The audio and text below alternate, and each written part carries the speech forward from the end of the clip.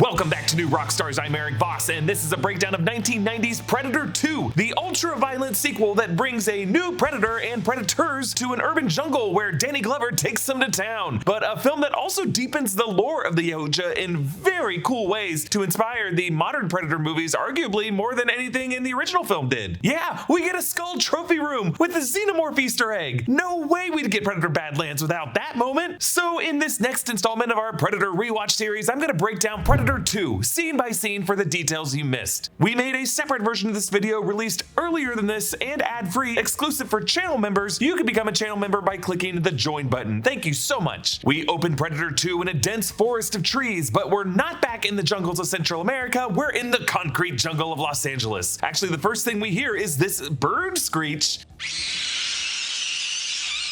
But that's no bird, as the closed captioning tries to fool us with. It's actually the scream of this new predator that it bellows throughout the film. The smoggy skyline of downtown Los Angeles comes into view as the camera crests over the Chavez Ravine, the location of Dodger Stadium. You can see the US Bank Tower sitting above all the other buildings, which had just been finished less than a year before this movie started filming. At the time, it was known as the First Interstate World Bank Center, or the Library Tower. Predator 2 was released in 1990, but it is set in the year 1997, 10 years after the events of the first film. The near future setting was established to both provide enough time since the events of Central America and to make Predator 2 kind of a sci-fi neo-noir, where the escalated gang violence of the city and global warming would be seen as a fictionalized exaggeration of the gang violence that was going on in LA in the early 90s. The decision to make the gangs Colombian and Jamaican, groups not known for that large of gang presences in the city of Los Angeles, these were likely chosen to avoid any direct comparisons to Mexican or El Salvadorian gangs or to the Bloods or the Crips. As the title appears on screen, we switch to the infrared vision of the Yautja. We are in his point of view right from the jump. Now, our main Yautja for this film has been known colloquially as the City Hunter, a term used to differentiate him from the Jungle Hunter Yautja of the first film. In this movie, the Predator has an updated look from Stan Winston's team, with new weapons and a totally different hunting style. As this Predator surveys the city, we learn that Los Angeles is currently in the midst of a heat wave, and the 109-degree temperature has pushed residents to their violent limits. We learn later that the Yautja hunt humans in hot spots, not just referring to conflicts, but also hot years in terms of temperature, which was a callback to Anna's line in the first film.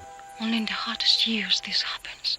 The Predator snarls over the sounds of gunshots and citizens shouting at each other. Peter Cullen did not return to provide vocalizations for the creature in this film, with fellow Transformers actor Hal Rail stepping in to provide the voice. He voiced the animated version of Shrapnel. You can notice the slight changes Hal brings to the Yautja's voice, adding in some more snarls and growls to the vocals.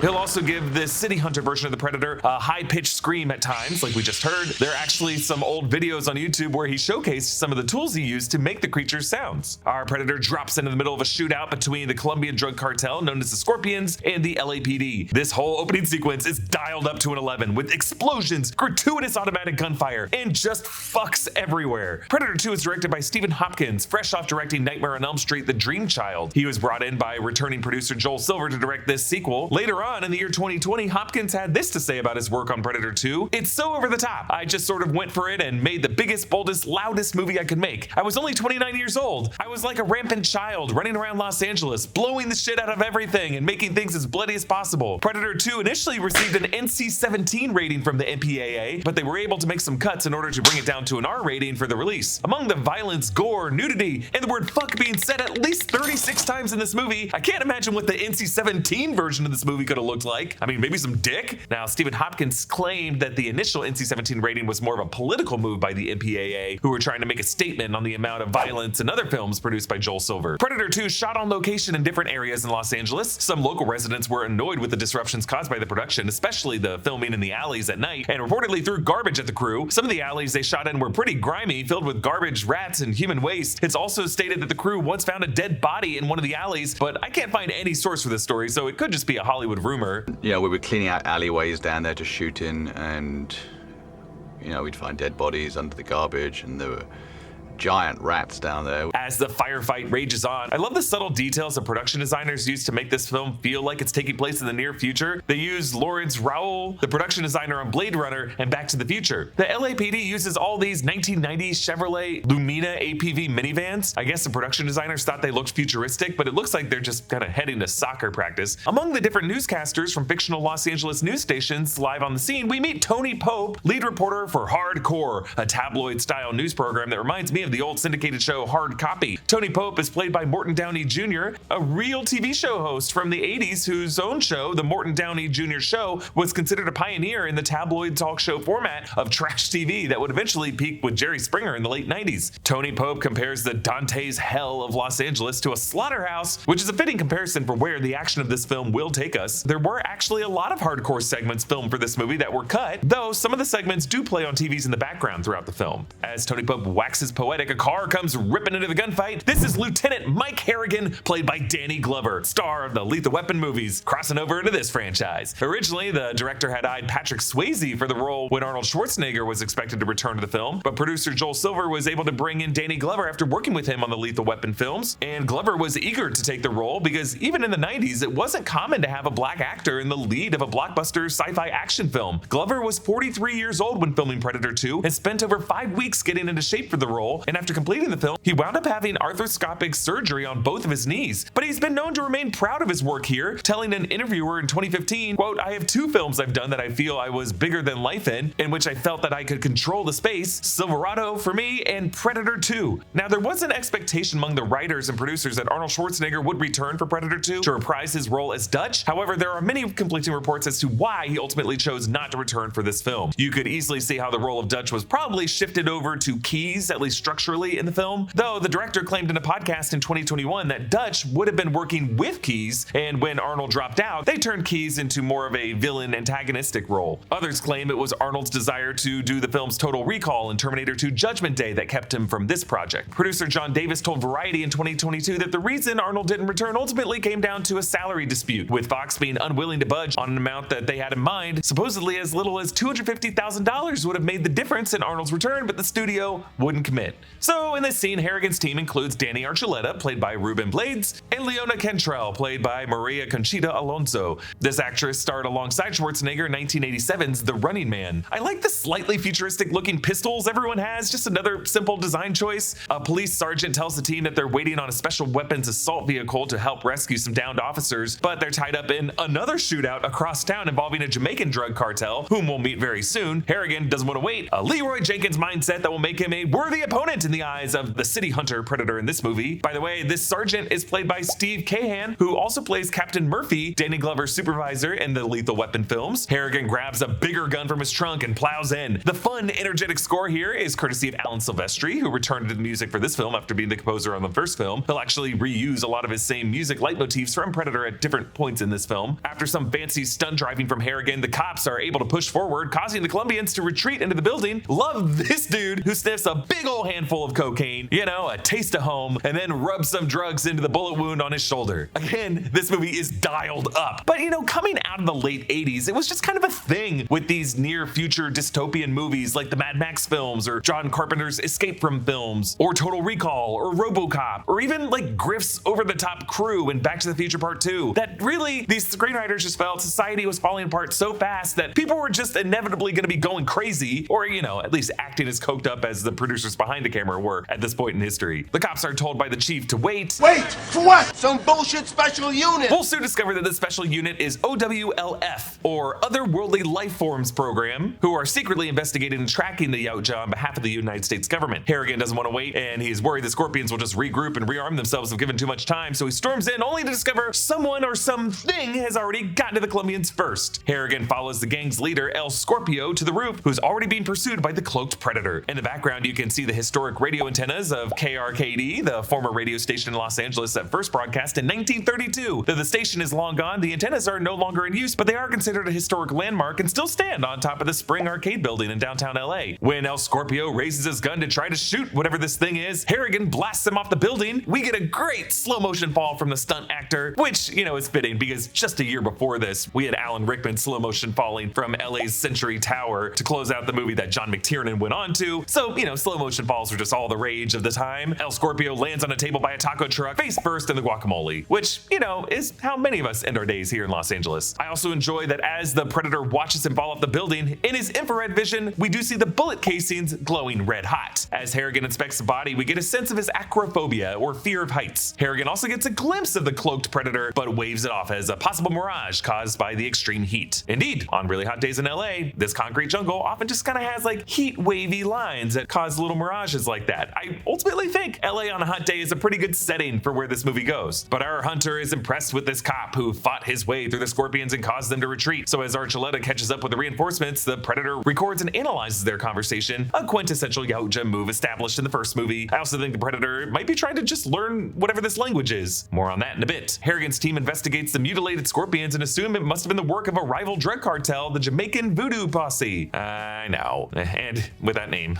I know. The score here is the same music cue used in Predator when Billy first found the bodies of the Green Berets. Archuleta plays with his necklace, making sure the audience clocks it so we'll recognize it later. He follows a trail that leads him to a body strung up from the ceiling, similar to how the jungle hunter would hang bodies from the treetops in Predator. You can catch the cloaked Predator jumping just across the skylight. The Predator takes the hanging body away while the cops are still there. You would think that at some point it would come up that the hanging corpse that several cops saw went missing in this movie. Ah well, I guess they didn't do a good job with their police report paperwork. Captain Heineman dresses down Harrigan for disobeying his order to wait for the feds. Captain Heineman is played by Robert Davey, a man who's played the muscle in many films, but I'll always remember him as the opera singing brother of the Fratellis and the Goonies. I love his little stylish, slightly futuristic police uniform and sunglasses. Unlike Harrigan, who's out on the streets getting his hands dirty and doing the work, Captain Heineman is a showboat who dresses down his lieutenant in front of the media. I love this shot of a helicopter landing between the buildings on the streets of LA. There's probably plenty of room, but placing the camera on the side makes it look really tight. This is one of OWLF's choppers, and the Predator clocks it too. In fact, he might be onto the WLF already. Earlier, Archuleta mentioned that one of the LAPD's choppers was shot down by the Jamaicans in San Pedro. Could that have actually been the Predator or one of the other Yautjas that we see at the end of the film trying to take down the OWLF? The police station is surrounded by barricades and razor wire, showing how much a war zone Los Angeles has become here in 1997. And inside, it's bursting at the seams with all sorts of rough-looking characters who you might find as generic bad guys from like a 90s Teenage Mutant Ninja Turtles game. There's also some slightly futuristic computers all over the office. Yeah, I love how that's their version of the future 7 years from then. Like,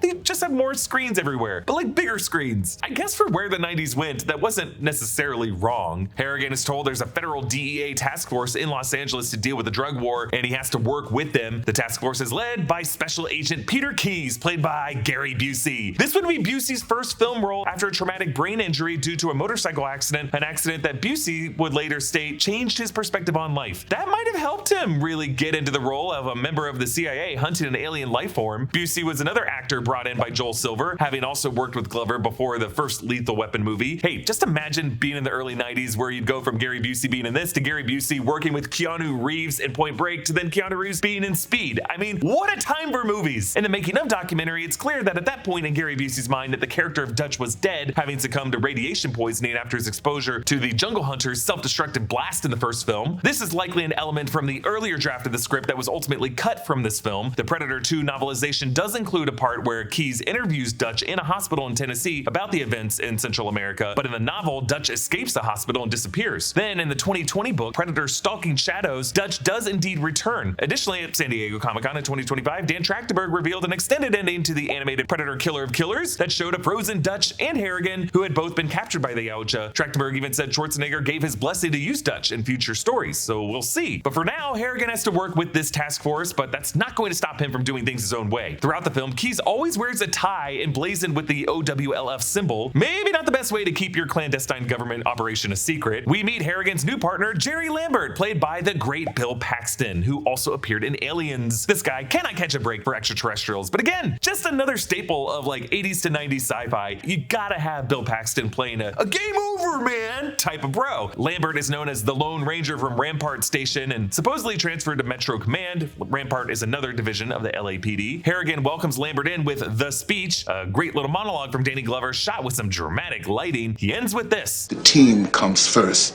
You live by that and you'll be okay." It's a little ironic coming from Harrigan, who often Leroy Jenkins in on his own, but it's a good warning that should be heeded, as the Yautja can split teams apart and pick them off one by one. But it's Harrigan's desire for revenge for his fallen teammates that will give him enough gumption in the end to finish off the Predator of this movie. Today's video is sponsored by Blue Chew, October's spooky season. And if you're stumped on costume ideas because you can't think of anything scarier than erectile dysfunction, Blue Chew can help. Blue Chew is the original brand offering chewable tablets for better sex. These erection-enhancing tablets help men achieve stronger, harder, and longer-lasting erections or sexual activities. And look, the guy who writes our ad copy wanted me to let you know that he wrote so many double entendres that got deleted because they were just too gross. So we'll say for a Halloween-themed Blue Chew ad, the safest bet is to say, Blue Chew will help you raise the dead, where in this case, what's dead is your penis, metaphorically speaking. Getting started with Blue Chew is super easy. Just sign up at bluechew.com, consult with one of their licensed medical providers, and once you're approved, you'll receive your prescription within days. You can take Blue Chew anytime, day or night. That way you can plan ahead or be ready for whenever some succubus glances your way. It's all done online. That means no visits to the doctor's office, no awkward conversations, and no waiting in line at the pharmacy. Blue Chew's tablets are made in the USA and prepared and shipped direct to your door in a discreet package. And we've got a special deal for our listeners. As always, get your first month of Blue Chew free. Just use the promo code Rockstars at checkout and pay $5 for shipping. That's it. Join Blue Chew's mission to upgrade humanity one thrust at a time. Head to bluechew.com for more details and safety info. Big thanks to Blue Chew for sponsoring this podcast. We cut to the lavish high-rise apartment of the Colombian drug lord Ramona Vega, who is mid-coitus. I really like the set design of this location, done in the Mayan revival architecture style, popular during the 1920s and 30s, and made most famous in Los Angeles with Frank Lloyd Wright's Ennis House. Apple's The Studio also uses this architectural style for the headquarters of their fictional Continental Studios. Given what Alien vs. Predator tells us about the Yautja history with the Mayan culture, if you consider that history to be canonical, this would make the Yautja feel somewhat at home. The Jamaican voodoo posse are all here to send a message by killing the Colombian drug lord in a dramatic fashion. He's hung upside down, much like the Yautja's victims end up. We should note that voodoo is not commonly practiced in Jamaica and is actually more commonly associated with Haiti. The inspiration for this gang likely came from the Shower Posse, a Jamaican gang that operated in New York City in the 1980s. The director hired bouncers rather than actual actors to play the members of the voodoo posse because of their physically intimidating nature. But hey, we shouldn't knock bouncers for getting movie roles. That is how Vin Diesel got started. The dude was a bouncer at a nightclub. Their gang members say their leader, King Willie, says they have to use voodoo magic to kill Vega and take his soul. They all laugh at it, clearly not real believers of voodoo, as one of them says. I tell you what I believe. Shit happens. The Predator loves this line and will record it, calling it back on his soundboard later. As they slice into Vega's chest, the iconic three-pointed laser sight appears. So the first guy is hit with a bolt for the plasma caster, and the gang starts firing wildly around the room. The Predator uses a net gun to trap another guy, one of a few new weapons in this Yautja's arsenal. The net gun will reappear in Alien vs. Predator and in Prey. It's interesting that the weapon itself is not cloaked with the rest of the creature, but it's probably a stylistic choice by the director. The net tightens and slices into the victim's face, which is just brutal and honestly sets us up to cringe when Harrigan briefly gets snared in one of these before he's able to cut himself out in the final fight. Next, we get a shot from the spear gun. We see a projectile fly across the room in close-up. Since it will be an important piece of the plot later, the spear tip hits a guy in the head and I guess bounces off and lodges into the ceiling. The angle we see the Predator fire from doesn't really make sense for how the tip becomes stuck in a vent in the ceiling. This spear gun is actually what Blaine was first shot with in Predator before being finished off by the plasma caster, though we didn't get a good look at it in that film. The Predator makes quick work of the rest of the gang using his wrist blades and another new weapon, the combi stick. The original design for the Jungle Hunter in 1987's Predator included a spear, but that was eventually dropped from the film. The combi stick is a result of that unused design. We later see that it has a handy telescoping feature. As our guy zeroes in on that last dude, he replays the "shit happens" recording over and over. He's learning quips. The cops show up to the crime scene. Lambert's jokes have switched over to crude self-deprecation. Doctor says, I need a semen, stool, and urine sample. I say, gee, doc, can I just leave my underwear? Hey, we gotta say, self-deprecation is a step in the right direction. Honestly, Lambert ends up having a similar arc to what Bill Paxton's character has in Aliens. Harrigan and his team enter the penthouse and it is gruesome. The Predator has strung up the gang members in a similar fashion as Vega, only he has skinned his victims. I can't really show you this super gory flayed body, but he was mid-scream when he died. I'm assuming this is the shit happens guy who was screaming as the Predator got him. Stan Winston's team created these bodies and they look even more incredible in the behind the scenes photos. The cops can tell the crime scene with the mutilated members of both gangs doesn't really make sense, and Harrigan figures out whoever killed the Scorpions at the other fight must have killed the voodoo posse here. They find Vega's girlfriend in shock. She keeps saying El Diablo vino por ellos.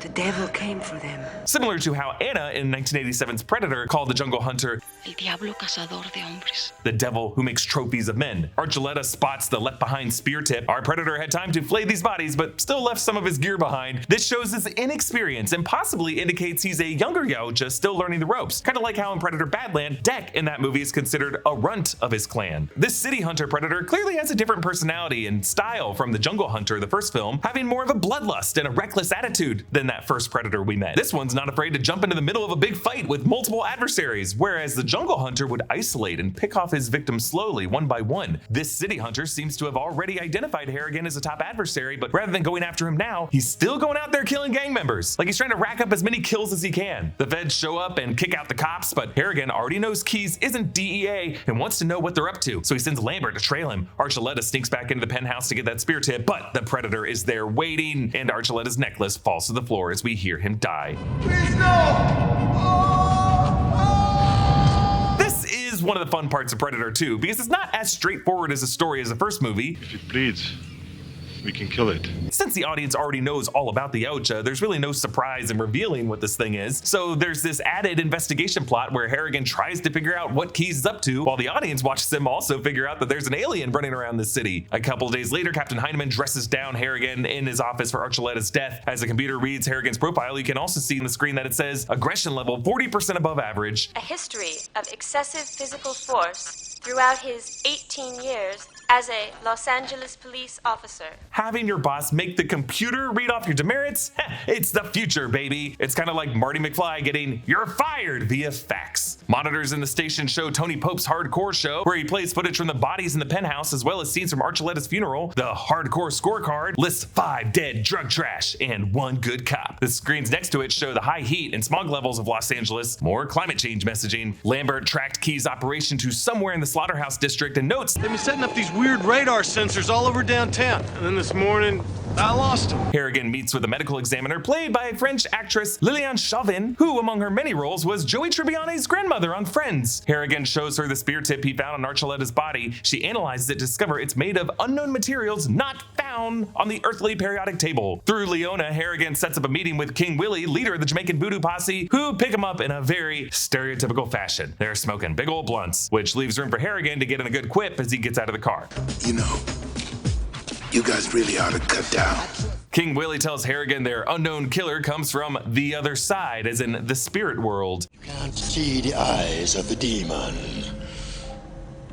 until him come calling. As Harrigan leaves, a Predator drops in on King Willie. The practical effect of the cloaked hunter landing in the water is so fun. It's similar to the first movie where the river caused the jungle hunter's stealth cloak to malfunction. It's likely the water overloading the cloak's ability to refract light, therefore becoming unstable. Yautja Prime, the creature's homeworld, is a hot desert planet, so maybe the tech just isn't calibrated well for water, though I would think that most of the other planets where they have to hunt have water on them, so they should really work on perfecting that tech. But as it malfunctions, we get some fun rotoscoping electric effects. I love that we see the Yautja in the reflection of the water first, because the movie's inner logic is that the armor itself bends light around it, but that process would not be shown in any kind of reflective surface beneath it. King Willie quotes Psalm 87:1. His foundation lied in the holy mountain. Selah. Selah is a Hebrew word found throughout Psalms in the Bible with an unknown meaning, though many consider it an instruction to stop and listen. We get a great match cut of King Willie screaming to the Predator walking away casually with his decapitated head. He cleans the skull, but instead of using the disintegrator gas that the jungle hunter used in Predator, he goes for a much more hands-on cleaning approach as he sucks out the brains and polishes his skull. He must have considered King Willie as a worthy skull to keep, maybe since he was the leader of the Jamaican voodoo posse, but we never really saw King Willie kill anyone. Tony Pope will confirm this in his news report that King Willie's spinal column was also taken. We learn that Keyes is a PhD in physical science from Cornell and was an intelligence captain in the Air Force, and the medical examiner says that they uncovered traces of cattle blood and steroids at the penthouse crime scene, which means the slaughterhouse is their next place to check out. Harrigan passes a taxidermy shot and his reflection in the window, placing his head amongst the trophies as the Predator wants to add his skull to his collection. Once again, Silvestri's score includes a reused music cue from the Predator film. Harrigan visits Archuleta's grave as the Predator watches on. This little brat waiting for his parents runs around with a toy Uzi, and the Yautja even targets him for a second, but once he realizes it's a toy gun, he backs down, reinforcing the Yautja Yautja honor code of ignoring people who are unarmed. The kid offers the Predator some candy. Want some candy? And you know our guy is recording this to use as a killer quip later on. This child actor is Brian Levinson, who also played the brother Michael in Matilda. As Harrigan mourns, the score is the same from Predator when Mac eulogized Blaine. The Predator torments Harrigan with Archuleta's necklace. Lambert and Leona take the subway to meet up with Harrigan. At the time of filming, Los Angeles did not have an active subway system, but it was in the process of building one that would open up later that year. You can see a fictional subway map on the wall, and Los Angeles barely has that many subway lines to this day. They use San Francisco's BART system to film the subway scenes. There's a train ad for Rand McNally Map and Travel Store that says you can find a rainforest at Market and 2nd. There is no Market and 2nd intersection in LA, but there is in San Francisco. There's also this Metropolitan Life Insurance ad featuring Snoopy. Thugs mess with this passenger who is carrying a gun, and for a second we think this could be a nod to the 1984 Bernard Goetz incident in New York until we realize, oh, everyone in LA is apparently packing heat. Everybody got guns. Bad news is the Predator is now here to deal with Lambert and Leona. This Predator tears through the armed thugs and armed civilians as Leona tries to get the rest of the train to safety. Lambert fires directly at the Predator as we enter his point of view infrared vision. The bullets do not appear to do any damage, and the ones we do see hit the creature seem to ricochet off his shoulder armor. Out of bullets, Lambert chucks one of his golf balls that we saw him messing around with earlier in the film, and then picks up a dead thug's knife. The Predator taunts him with the kid recording of Want some candy?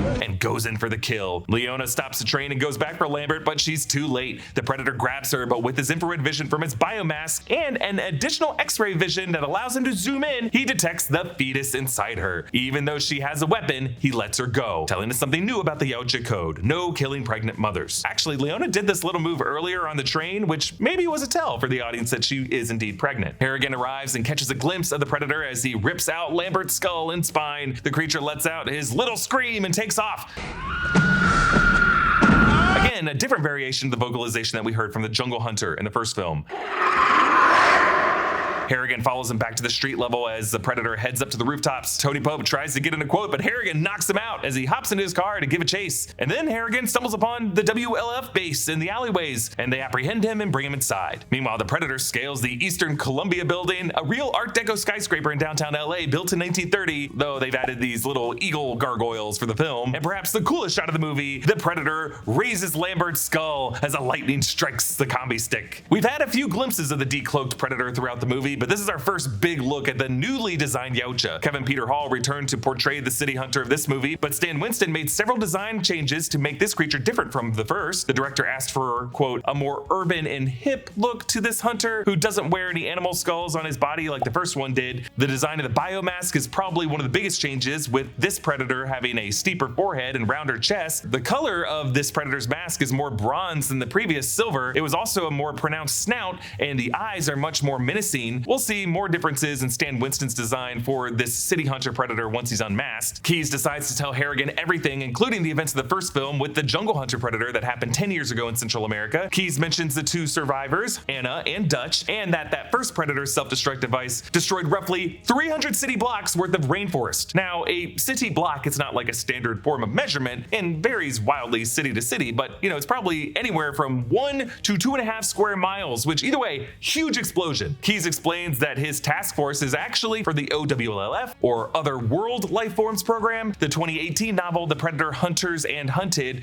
a prequel to the 2018 film The Predator, renames the OWLF to Other Worldly Life Forms Program. Harrigan seems to have a hard time processing it all, and Keyes just lays it out straight. A f***ing alien. Keyes claims the Yautja are drawn to areas of conflict or hotspots, and that they were present in Iwo Jima during World War II, Cambodia during the Vietnam War, where many of Dutch's men were also active, and Beirut as part of the Lebanese Civil War that took place from 1975 to 1990. And now this one's in Los Angeles because of the massive drug cartel war. Presumably the jungle hunter targeting Central America in 1987 was also just due to the armed conflict among the Americans, Soviets, and the guerrilla fighters that both sides were trying to proxy. So we're getting the theme of these movies. When mankind is most violent against each other, the Yautja sense the most savage instincts of the species coming to the surface, making some of these humans specifically interesting to hunt. Actually, Dan Trachtenberg described the Yautja culture as Spartan in nature, and one theory I pose is that maybe the ancient Spartans learned that behavior from the Yautja visitors. So really, like all good sci-fi, there is some message buried in there. If we were to stop killing each other, no one else would want to target us for killing. Keyes in the scene quotes the Wizard of Oz. He's on safari. Lions, the tigers, the bears. Oh my.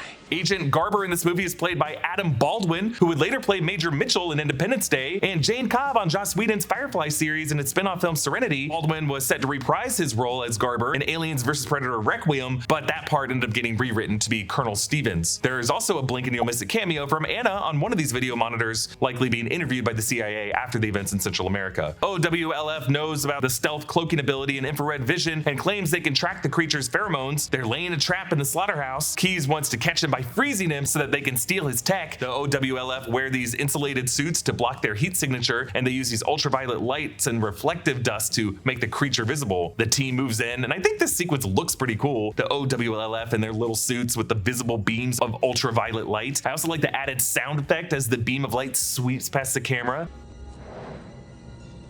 I mean, a light wouldn't make noise, but here it just kind of helps heighten the tension. They track the Predator on their monitors, similar to how the Colonial Marines track the Xenomorph in Aliens. The Predator cycles through different filters on his biomask until he finds one that can track the UV light beams. In a weird move, the Yautja says something to himself in a distorted voice. I think it's, "Now you will die," but I don't know if he ever recorded someone saying that. The closed captioning just says distorted audio. Harrigan tries to convince the OWLF to get out of there, but Keyes won't listen, so Harrigan goes rogue and armors up, kind of like Ripley in Aliens when she's going off to face the Queen. He loads in a metal plate, which will come in handy very soon. In the meat locker, the Predator drops in and takes out the OWLF team with his combi stick and plasma caster. As the Yautja zeroes in on Keyes, Harrigan blasts his way in, calling the creature out. The Predator turns to confront him, but still blasts Keyes with the plasma caster as he jumps away, giving us one of the most hilarious point of view shots in cinema history. The Predator tries to go stealth, but the fire suppression sprinklers have been activated, causing his cloaking to malfunction. Harrigan moves in blasting, and I'm pretty sure they reuse a shot here of the Yautja being shot here and here. Harrigan damages the plasma caster so the creature rips it off. That weapon is so OP, they always have to get rid of it when it comes down to the mono-e-mono fight with the hero of the movie. And the first Predator, the Jungle Hunter, just took it off. This Predator uses the energy flechette in his wrist gauntlet to shoot Harrigan, but it hits him in the body armor, knocking him back, but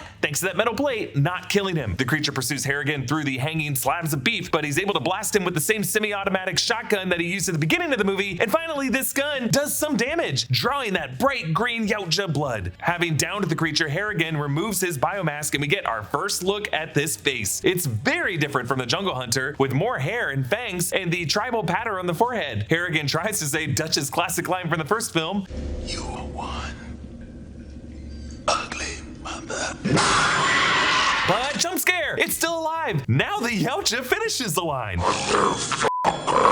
This is wild. Maybe this Yautja got a recording of the Jungle Hunter's encounter in Predator and then like studied that recording, dreaming of a moment where he could stand up for his people against these damn Earthlings. Or maybe it's just a fun meta thing and that's all we need to think of it as. I prefer to think of it as this Yautja was just doing some homework. They tussle some more, though now the Yautja is without his biomask. Yet every time we see from his point of view, it's still in infrared. The first film established that the Yautja's true vision is poor compared to what it's like under the biomask, and their perspective is more of a wash of pure red. So I do think it's a bit of an error on the filmmaker's part here to continue to have this Predator using thermal vision without the biomask. Second jump scare, Keyes is still alive, scarred to hell. He tries to freeze this creature, but this Predator has another new weapon up his sleeve, and he throws the smart disc, which slices through the beef and through the Keyes and through the Busey, and a really effective sequence where less is more because you just see Keyes' lower half drop with a nasty splash of blood. Where did the top half go? Nobody knows. The disc automatically boomerangs back to the Predator's hand. Stan Winston's team created this new weapon as well, and it's a very cool design, especially with how it fits into his claws so perfectly. Harrigan escapes to the rooftop with the Hunter in pursuit. The Predator is wounded, so he has to huff some gas from his Medicom kit. They continue to scrap it up and wind up on the side of the building. No green screen here. I'm sure there were safety harnesses, but these guys are really on the side of a building. Not just stunt actors, but Danny Glover too. The Predator is holding onto the building with his smart disc and Harrigan's arm. Harrigan calls him Pussy Face, which is just hilarious, but probably a joke that went around after the first movie came out. This Hunter busts out some more English,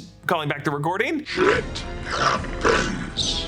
Like he's not just repeating English, he seems to understand the semantics of it at this point. He goes to activate the self-destruct device, but Harrigan uses a smart disc to slice his arm off at the gauntlet. Whew! 300 city blocks would be pretty much most of downtown LA. The city hunter crashes into an apartment bathroom and uses his Metacomp kit to melt some tile and pieces of mirror so he can cauterize his severed arm. All these practical props are so great. Some really great comedy as this old lady in the apartment goes to investigate what's happening. In her bathroom, you can hear Jeopardy on the TV. It's the final Jeopardy clue. Berengaria, who never set foot in England, was its queen for 8 years after marrying this king on Cyprus. This was from Jeopardy episode 1144, which aired on Thursday, July 20th, 1989. The correct answer, or rather the correct question, is who is Richard I, or Richard the Lionhearted? Harrigan overcomes his fear of heights to chase after the Predator, who dashes out of the apartment. No time for door hinges. Harrigan follows the Predator underground to a spaceship buried beneath the streets of Los Angeles. Awesome! The design of the interior of the ship is so cool. The texture of the walls was actually created with backlit fiberglass. Production designer Lawrence Paul wanted to create an interior that was, quote, both technological and reptilian, where the creature and its ship blend and work together. Harrigan discovers the skull trophy wall, which includes King Willie's skull and Lambert's skull and spine. The other skull and spine could be Archuleta's. Even though we never saw it, the medical examiner did say he was, quote, boned like a fish, but I guess it could also be that scorpion member that the Predator strung up in the first fight, but why would he keep that skull? But also in this trophy case is some different and original alien skull designs created by Stan Winston's team, but most importantly and most tantalizing is the Xenomorph skull, because since Alien and Predator are both Fox properties, they were able to include this skull in the film to really drive the fans wild. Even 35 years later, it's still so exciting to see. Now, this Xenomorph skull definitely resembles the original concept design of the Xenomorph, where you could see the skull through the translucent head. While there were no plans at the time to do any sort of Alien versus Predator crossover, there would eventually be an Alien versus Predator comic book series and novels and films spun off from this one moment of IP crossover. Just the idea of Predators having trophy cases filled with things like a Xenomorph Easter egg would be something that clearly excited now Dan Trachtenberg when he's creating his own trophy wall in Predator Badlands. This Predator tries to get a jump on Harrigan, but Harrigan's able to get this thing in the guts with his own smart disc, finally killing him for good. Yes, he's using his damaged arm that the Predator clung to as they hung on the side of the building, but you can hear the blade driving and grinding into the creature's abdomen, doing most of the work itself. In this final moment, Harrigan delivers on this movie's rule of threes. Straight asshole. So after confirming this Predator's death, Harrigan is suddenly surrounded by 9 other Yautjas. Where were these guys the whole time? Rather than attack Harrigan, they merely gather their fallen comrade and head out in some kind of ceremonial burial. Reportedly, these Yautjas were actually played by members of the LA Lakers basketball team. Danny Glover was a fan of the Lakers and helped bring in the athletes for the shoot since they needed tall actors. This group of Yautja have been referred to as the Hunting Party or the Lost Tribe, since apparently these suits literally went missing after production. There's actually a fun behind the scenes clip where Danny Glover dances with the Hunting Party on set. One of the elder members, known as Grayback because of his gray facial hair and dreadlocks, tosses Harrigan a flintlock pistol and says, in English, Take it. This pistol is engraved with the name Raphael Adolini and the year 1715, implying that the Yautjas, or even this specific Yautja, could have visited Earth in the past. Grayback was played also by Kevin Peter Hall, and this is somewhat of a cameo of the Jungle Hunter from Predator, since Stan Winston's team uses a modified version of the Jungle Hunter's head for the Grayback suit. So the character of Raphael Adolini would be explored in the Dark Horse comic Predator 1718, and then reimagined for the film Prey in 2022, where that same flintlock pistol would reappear again. Just the date on this thing blew everyone's minds when it showed up at the end of this film. It's one of the coolest aspects of Predator lore, that these things have existed throughout history, and it's why I think Dan Trachtenberg is so interested in saying that they are Spartan in nature. Again, I think we're gonna find out that the Spartan civilization were inspired by these Yautja visitors. Harrigan escapes as his ship takes off, emerging above the ground, covered in dust, much like the members of the Colombian gang were in the earlier part of the film, but a different kind of dust. The remaining members of the OWLF blame him for everything, but take off as the cops arrive. Harrigan assumes that the Yautja will be back again someday. Don't worry, asshole.